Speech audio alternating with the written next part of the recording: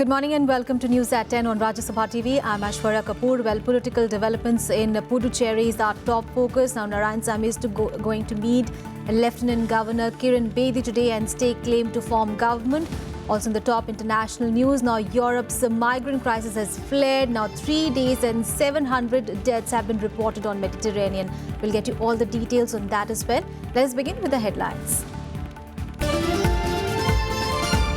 Vice President to leave on 5-day tour of Morocco and Tunisia today, thrust on improving economic ties with African nations.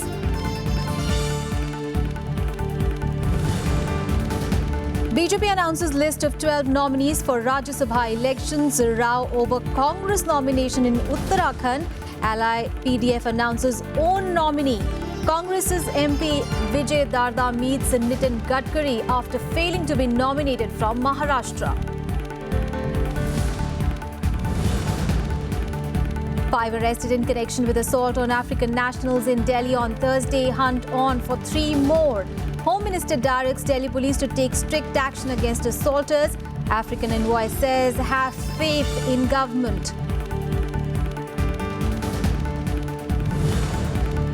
Rain brings down temperatures in national capital. 6 reported killed in cloudburst in Uttarakhand. Several homes also reported damaged.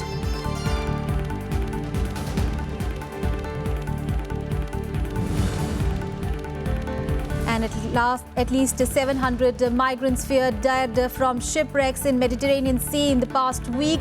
Bigger disaster averted with more than 13,000 migrants rescued. Well, Vice President Mohammad Hamid Ansari will embark on a 5-day tour to Morocco and Tunisia to improve economic ties with the African countries. Now, both the countries are keen to build a strategic relationship with India. The Vice President is travelling with a parliamentary delegation. Here are all the details. Vice President Mohammad Hamid Ansari will leave for Morocco at the invitation of Abdelillah Ben Kirain, the Moroccan Prime Minister and head of government of Morocco. He will arrive today in the Moroccan capital, Rabat. During the course of his visit, the Vice President will hold discussions with King Mohammed VI and Prime Minister Ben Kirain. The Vice President and the Moroccan Prime Minister will also jointly launch the India-Morocco Chamber of Commerce and Industry in Rabat. Members of the Indian diaspora will interact with the Vice President during the event. Among the issues that we'll be discussing besides regional issues and how to strengthen our outreach to Africa generally, also Morocco wants to posit itself as a gateway to the Francophone Africa. So that is one of the key issues why Vice President decided to go there. In the second leg of his visit, Vice President Hamid Ansari will reach Tunis on 2nd of June at the invitation of Tunisian Prime Minister Habib Essed. He will hold discussions with the Tunisian President and Prime Minister Essed on a wide range of issues of shared common interest. Vice President Ansari will also deliver a keynote address to Tunisian diplomatic corporations, leading scholars and think tanks at the Tunisian Institute for Strategic Studies. Tunisia is also looking at India's expertise in gas and oil field sector. We have formed a joint venture in 2007. Hopefully, and they have been sort of pressing us to get the Minister for Petroleum and Gas there, and we should perhaps do a follow-up sometime. The visit comes after the successful high-level India-Africa summit in Delhi last year. During his visit to both the countries, the Vice President will be accompanied by Union Minister of State for Chemicals and Fertilizers, Hansraj Gangaram Ahir, and 4 members of Parliament. This is Vishal Jain and Akhilesh Suman's report for Rajya Sabha TV. Well, news from the national capital, and 5 people have been arrested in connection with the alleged involvement in the attacks on African nationals in Delhi on Thursday. 6 African nationals were injured when they were assaulted in South Delhi's Mehroli. At the moment, hunt is on for 3 more people believed to be involved in the recent attacks. Now, the arrests came with the Home Minister Rajnath Singh directing the police to take strict action against attackers and step up patrolling in the area where the community lives. Earlier, External Affairs Minister Sushma Swaraj had spoken to Home Minister as well as Delhi Lieutenant Governor Najib Jung over the incident, asking them to ensure the security of the African nations. She had also said that a sensitization campaign will be carried out in the areas where the nationals reside. Now, the incidents came close on the heels of killing of a Congolese national that had triggered angry reaction by all the African nations. Now, police attributed two of Thursday's incidents to a dispute over African nationals playing loud music and other to a scuffle over public drinking. They bashed his windscreen, both the front and the back, and he was coming with the family. The child is inside the car, and his wife is inside the car, and they tried to stab him from every point, but he was able to defend himself. You know, he was out on the chest and on his arms, and immediately we called the police. देखिए अभी तक इन सारी जितनी भी हमारी 4 FIR दर्ज हुआ है उसमें अलग-अलग एफआईआर में 4 लोग हमने अरेस्ट किया है, एक को अप्रीहेंड किया है, जेसीएल हैं और अभी और इसमें अरेस्ट होना बाकी है। दूसरी बात यह है कि ये किसी भी तरह का कोई रेशियल अटैक नहीं था। हमारे मीडिया के कुछ दोस्तों ने इसको बताया कि रेशियल, ऐसा कतई नहीं है। Well, Delhi police is saying it is not a racial attack, but calling the recent attack on African nationals as racist. Now, South African envoy Mellows William Mogale said that he was has a firm belief in the Indian government to deal with such incidents. Now, Mogale believes that the recent incidents of attacks on Africans are racist, but he says that it is not a government policy. He said that the African nationals come to India to help the country in its growth, as some of the migrants come with a set of skills to assist the economy in leap forward. The envoy said that the attacks came as a surprise, especially since the Indo-African relations is a decades old. Well, the issue was reportedly raised in private conversation between the two countries' representatives about 2 weeks ago in South Africa as well. Now, there has been a series of attacks on African nationals in the last few days, including the killing of a Congolese youth in New Delhi and an assault on a 23-year-old Nigerian student in Hyderabad recently. कि भारत के अंदर में हमारे नागरिक हों या विदेश से आए लोग हों, सुरक्षा होनी चाहिए और उसके लिए जो कदम उठाने सरकार उस पर तुरंत कार्रवाई शुरू कर देती है। उनको सहानुभूति तो दूर की बात है, उनके लिए ठोस कदम बताना जिससे कि वो सुरक्षित फील महसूस करें, वो दूर की बात है। तो कम से कम इस प्रकार के ऐसे असंवेदनशील और नासमझी के टिप्पणियां न होनी चाहिए। निश्चित रूप से कड़ी कार्रवाई होनी चाहिए ताकि यह संदेश जाए कि इस प्रकार की अगर गैर कानूनी हरकत कोई करता है, अपने देश के या बाहर के देश के कहीं के भी नागरिक को कानून अपने हाथ में लेकर अगर प्रताड़ित करता है तो सख्त से सख्त कार्रवाई देना जरूरी है। Well, on to some other news, Prime Minister Narendra Modi addressed a rally in Karnataka on Sunday as part of the Vikas Parv celebration to mark 2 years of the NDA rule. Now, during the rally, he counted the number of initiatives taken by the centre for the benefit of the poor. He also launched the Ujjwala Yojana. Prime Minister Modi addressed a rally at Devangiri in Karnataka as part of the series of events organised to mark the government's 2 years in power at the centre. 2 साल हुए हैं, मैं 2 काम के लिए आपके पास आया हूं। पहला काम है मेरे काम का आपको हिसाब देना। दूसरा काम है आपसे आशीर्वाद लेना। At the rally, the Prime Minister attacked those questioning his government's performance.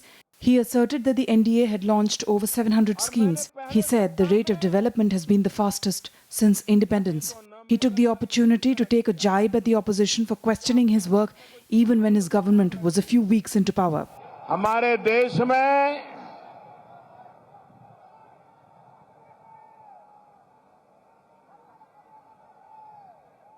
किसी सरकार को 15 दिन, 20 दिन, 25 दिन, 30 दिन हो जाएं, तो लोग सवालिया निशान लगाना शुरू करते हैं। The Prime Minister said that his government's programs were mostly for the benefit of the poor and farmers, besides ending the role of middlemen, including in jobs.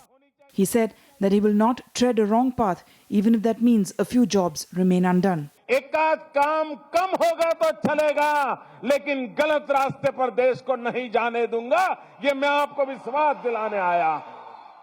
On the occasion, the Prime Minister also launched the Ujjwala Yojana scheme to provide cooking gas connections to poor families in Karnataka. Bureau Report, Rajya Sabha TV. Now, the BJP has announced a list of 12 candidates for the Rajya Sabha elections. Those nominated from the party include Union Minister M. Venkaiah Naidu, Birender Singh, Nirmala Sitharaman, Piyush Goyal and Mukhtar Abbas Naqvi. Now, Naidu, Singh, Sitharaman, Goyal and Naqvi will be its candidates from Rajasthan, Haryana, Karnataka, Maharashtra and Jharkhand, while others fielded by the party for the biennial elections to the upper house on 11th of June include its Vice Presidents Om Prakash Mathur and Purushottam Rupala, who have been nominated from Rajasthan and Gujarat respectively. The BJP has picked former State Unit President Gopal Narayan Singh as its nominee from Bihar. Well, there was a speculation that former Deputy Chief Minister Sushil Kumar Modi could be its choice for the one seat in the state that it can win. Other nominees are Harshvardhan Singh and Ram Kumar Verma from Rajasthan, Anil Madhav Dave from Madhya Pradesh and Ram Vichar Netam from Chhattisgarh. Now, 31st May is the last date for filing of nominations and the names of other candidates are expected soon.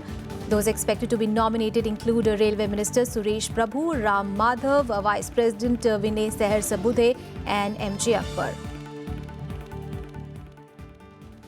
अब राज्यसभा के सदस्य हुए हैं तो बिहार के जितनी भी समस्याएं हैं उसको उठाना तो हमारा फर्ज बनता है और बिहार में हम सबसे ज़्यादा मैं पुराने समय से संगठन का काम देखता हूं तो बिहार के जिले हर एक कोने कोने से हम परिचित हैं इसलिए बिहार की भलाई के लिए जितना काम हो सकता है हम राज्यसभा में करेंगे। मुझे उम्मीद है कि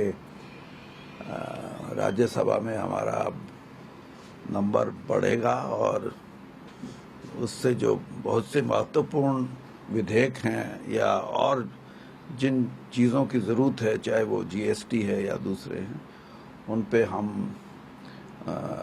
उनको पास करवाने में सहायक होगा ये चुनाव। Meanwhile, as far as the Congress's party is concerned, now a row has erupted in Uttarakhand over the Congress's decision to nominate Pradeep Tamta as its Rajya Sabha member from the state. The party's ally, PDF, has named its own candidate, Dinesh Dhanai, for the election to the upper house. The PDF, that is a crucial ally of the Harish Rawat government, has alleged that the Congress failed to respect the principles of coalition partners.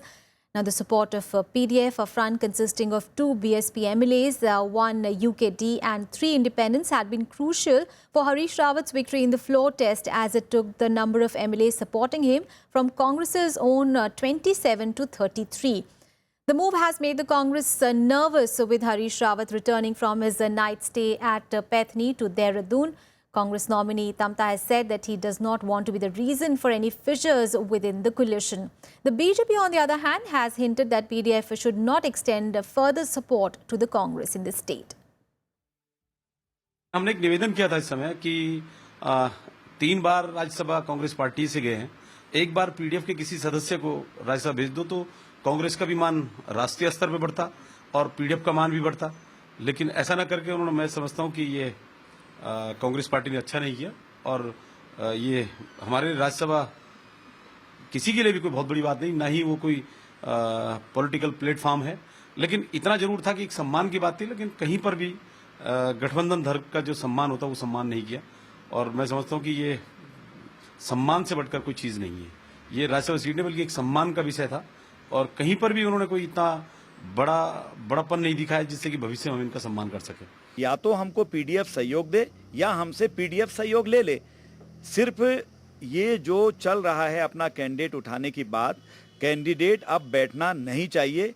इस बार PDF पर जो कांग्रेस के पापों में भागीदार होने का एक आरोप लग रहा था, अपना कैंडिडेट खड़ा करने के कारण वो पाप उनका धुल रहा है। मैं कभी भी नहीं चाहूँगा ऐसे दौर में जो कांग्रेस तमाम कॉम्युनल फोर्स से हावी हो रही है, नेहरू जी और अम्बेडकर की विरासत पर हमला हो रहा है, मेरी ओर से क्या कहते हैं कहीं दिक्कत है। मैं नहीं चाहूँगा पार्टी कमजोर हो, हमारी सरकार की स्थिरता पर कोई टूटा है तो पार्टी अगर इस संदर्भ में कोई पुनर्विचार भी करना चाहेगी तो उसके लिए मेरी कोई आपत्ति है। मेरे को सिर्फ कांग्रेस हाईकमांड का आशीर्वाद चाहिए, सोनिया जी का आशीर्वाद चाहिए, राहुल जी का आशीर्वाद चाहिए और जो भी वो परिस्थितियों में उचित निर्णय करेंगे मैं पार्टी के साथ हूँ। The problem is not just in Uttarakhand, and another cause of worry for the Congress over Rajya Sabha nomination is from Maharashtra. Well, it's MP Vijay Darda who failed to get the nomination from the state, called on senior BJP Minister Nitin Gadkari as it's his residence in Nagpur on Sunday night. Now, the meeting raised eyebrows in political circles. In a surprise move, the Congress declared former Union Minister P. Chidambaram as the party's nominee to the upper house from Maharashtra. Now, terms of both Darda and his Rajya Sabha colleague from the Congress, Avinash Pandey, also from Nagpur, and it's on 4th of July. Now, PTI court's sources are saying that Darda-Gadkari meeting lasted for about an hour. Now, biennial elections to 57 seats in the upper house of parliament will be held on 11th of June. 6 of these seats are in Maharashtra, with 2 each held by the Congress and NCP and 1 each by the BJP and Shiv Sena. Now, seeking to woo investors from Asia's second biggest economy, Finance Minister Arun Jaitley began a 6-day Japan visit on Sunday, meeting Masayoshi Son, CEO of the Japanese telecom giant SoftBank Group. During the visit, Finance Minister Arun Jaitley will also call on Japanese Prime Minister Shinzo Abe. Jaitley said that many investors, including SoftBank, are keen to invest in the infrastructure sector and be a part of the Indian growth story. In June last year, SoftBank announced that it was forming a joint venture with Bharti Enterprises and Taiwan's Foxconn Technology Group to invest about $20 billion in renewable energy in India. The joint venture would aim to generate 20 gigawatts of electricity. On 31st of May, he would participate in the Future of Asia conference, and Jaitley will deliver keynote address at the Roundtable Meet on National Investment and Infrastructure Fund, or the NIIF. Time to slip into a very short break. We'll be back with more news. Stay with us.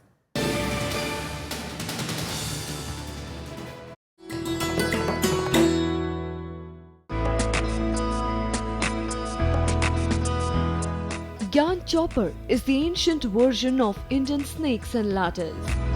This intriguing game was popular among the old, the young, and the rulers as well. The chopper has its origin in the Jain philosophy. It tells the story of virtue, symbolized by the ladders, rewarded, while the vices shown by the snakes are punished. Each square, in turn, also narrates a message of wisdom.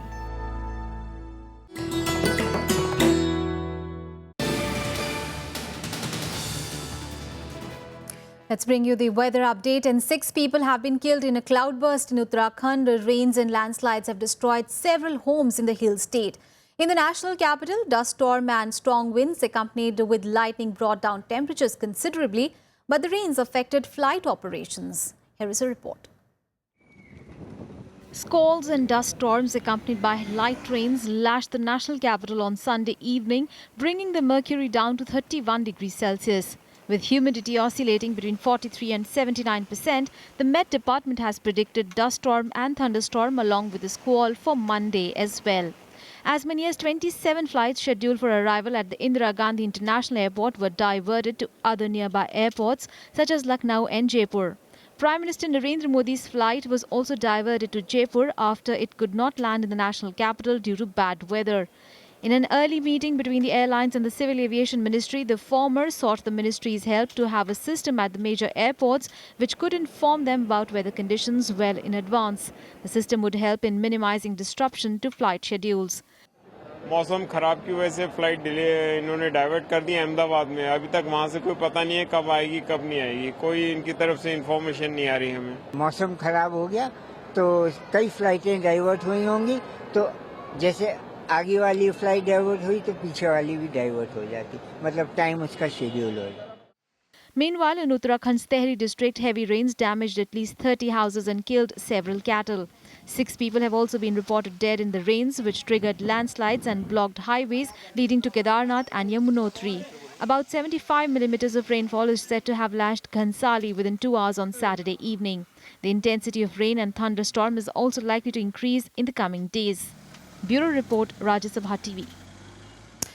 And our big international focus, and 3 days and 3 sunken ships are again confronting Europe with the horrors of its refugee crisis as desperate people trying to reach the continent keep dying at sea.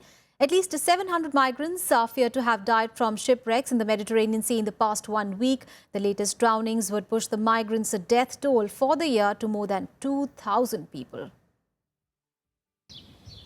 It is springtime. Beautiful weather, but also one that witnesses a surge in the number of people attempting the perilous crossing from Africa to Europe. As a result, a surge in migrants' accidents at sea. Up to 700 migrants are feared drowned in a series of shipwrecks off the coast of Libya in the last few days.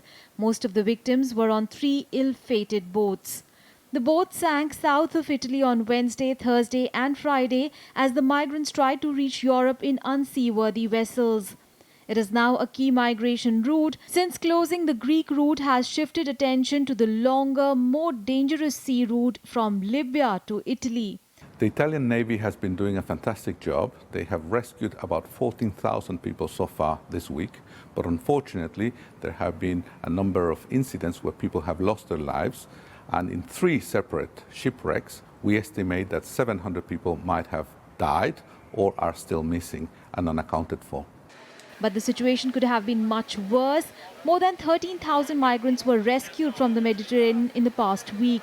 Medicines Sans Frontiers deployed 2 search and rescue boats, Dignity 1 and Argus, in the Mediterranean.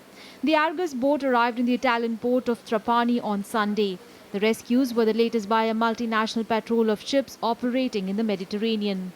So far, 200,000 people have crossed the Mediterranean this year. And in the case of Italy, some 40,000 have arrived since the beginning of the year. Before this latest tragedies, about 1,700 had already been reported dead or missing. Despite the dangers, the flood of migrants probably won't stop anytime soon. In just the first 5 months of this year, close to 2 lakh migrants have fled to Europe. That is double the number of migrants who fled in the first 5 months of 2015. And even if they do survive the dangerous journey to Europe, many migrants face uncertain futures. Bureau Report, Rajya Sabha TV.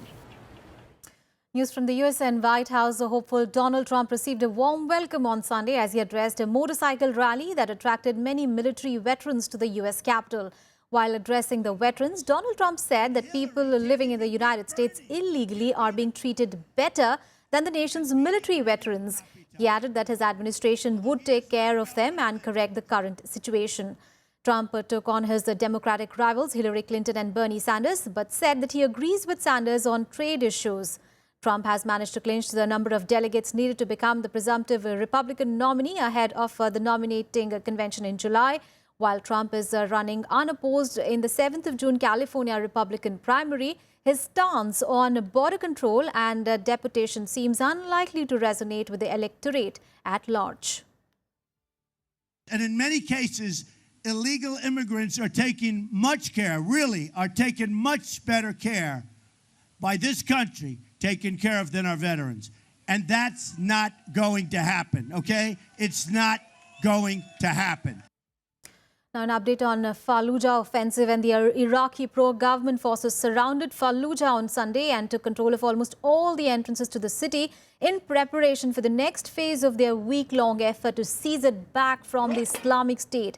Now, retaking Fallujah is seen as an important step towards rolling back Islamic State's presence in Anbar province, which is Iraq's largest province. The offensive has been supported by dozens of airstrikes by the US-led coalition. Iraqi army soldiers advanced alongside special forces, police and Shiite paramilitary units to the northern and the western outskirts of Fallujah, some 40 miles west of Baghdad. The army kept short of a full attack on the city to give civilians time to flee. Fighters said that Karma, a town 9 miles of northeast of Fallujah, long used by the Islamic State as a forward line of defense, was almost completely under the government control now. Fighting with the Islamic State was ongoing throughout Iraq on Sunday, with the battles near Mosul in the north as well as the heat in the western Anbar province, as well across the border in Syria in the city of Raqqa. نحن لا يبصرنا عن مدينة الصقلوية إلا بعض الكيلومترات، قد تكون 3 مو أكثر، تفصلنا عن مدينة اليوم لا يوصلنا إلى أن حي الشهداء اللي هو جزء من مدينة الصخلاوية أقل من إلا أمتار، يعني 600-700 متر.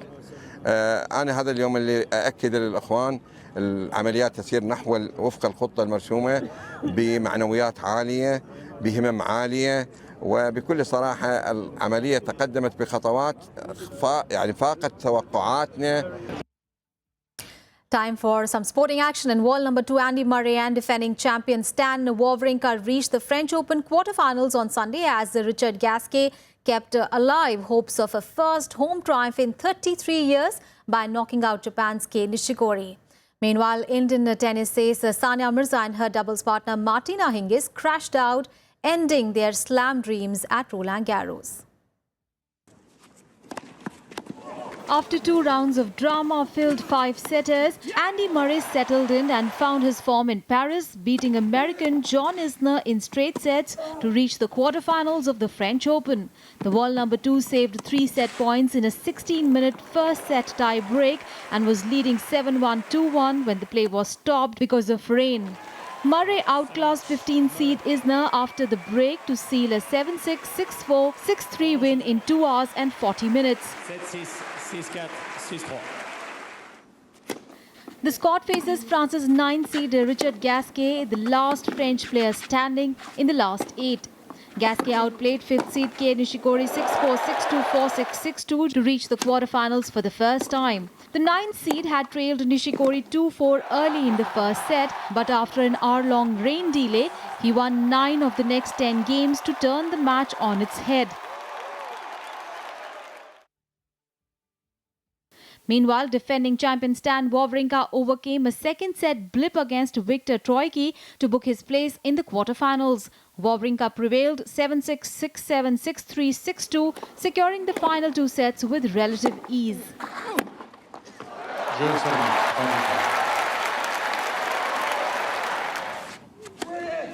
The 3rd seed will now play world number 55, Albert Ramos Vinolas, who shocked the big serving Canadian 8th seed Milos Raonic with a straight 6-2, 6-4, 6-4 win. In the men's doubles, Leander Paes and Rohan Bopanna entered the French Open men's doubles quarterfinals with their respective partners. The 6th seed Indo-Romanian pair Bopanna and Florin Mergia defeated Marcus Daniel and Brian Baker 6-2, 6-7, 6-1, while 16th seed Pace and Marcin Matkowski stunned 4th seed combination of Bruno Soros and Jamie Murray 7-6, 7-6. Meanwhile, in the women's doubles, number 1 team of Martina Hingis and Sania Mirza were knocked out of the French Open, losing 6-3, 6-2 to Barbora Krejcikova and Katerina Siniakova. In another match of the day, number 4 seed Garbin Muguruza blazed into quarterfinals for the 3rd straight year, defeating former champion Svetlana Kuznetsova 6-3, 6-4 in 1 hour and 38 minutes. Muguruza needed 5 match points to defeat Kuznetsova, who she lost on to clay in Madrid last year in their only career meeting. The 22-year-old Venezuelan-born 4th seed will next play Shelby Rogers of the United States. Bureau Report, Rajya Sabha TV. That's all in this edition of news, but news and updates continue on your channel. Keep watching Rajya Sabha TV.